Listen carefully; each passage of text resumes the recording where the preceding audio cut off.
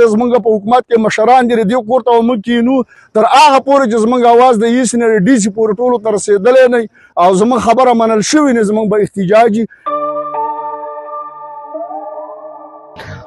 بسم الله الرحمن الرحیم. د احساس ډیجیټل قدرمنو کتونکو زه ساجد احمد سلاړځی دا وخت د باجوړ تحصیل سلاړځو برسدین لټۍ علاقه کې ولاړ یم چېرته چې بلها مشکلات دي او دغه خلک د بلها ستونزو سره مخ دی. د ځایي خلکو څخه خبرې کوو موږ سره اوسئ.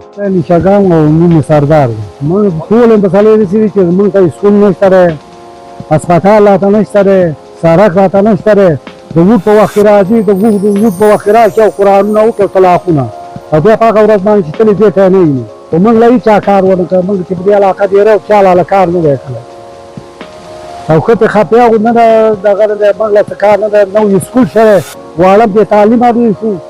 موږ هلکه چا بې تعلیمه چې خپل نوم نشو لیکلی که نوم لیکلو کله کلي کې ګرځو د سړی له ګورو سوالي سړی ګورو یو کس چاته په کلي کې هغه نوم لیکي نه هېڅوک نشي لیکلی.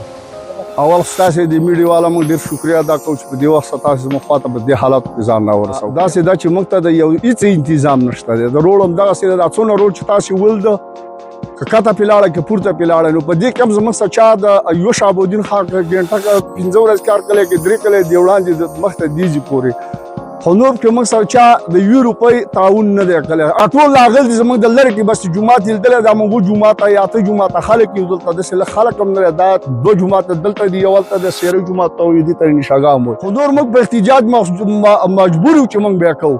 څومره خلک چې نمایندګان دي مخته زموږ په حکومت کې مشران دي دې کور ته موږ کینو تر هغه پورې به ناست یو. دا بچي به هم راسره لوی مشران کشران به ټول موږ ته هغه پورې ناست یو چې زموږ اواز نه رسېدلی. موږ به د هغه پورې ناست یو ځکه چې دا یو وخت نشه. دا خو په تسکورو سکولېټر یې راوستې غوام خرڅ کړي بزیم خرڅ کړي په پنجاب کې بچو دیاړي وکړه سر یې خو نه نیو که نه. حقداره چې دې خو یوه نالۍ شوی دی دې پلچکونه شوی چې دی موږ له دا کارونه نه کوي نو دې کې خو زموږ حق دی. اول او اخر د دی ګریوان زموږ لاس په ولېږي چې ولېږي نو حق دا چې موږ به دې نه په هېڅ طریقه د 3 ورځې پورې نه ایسته چې زموږ خبره واوري.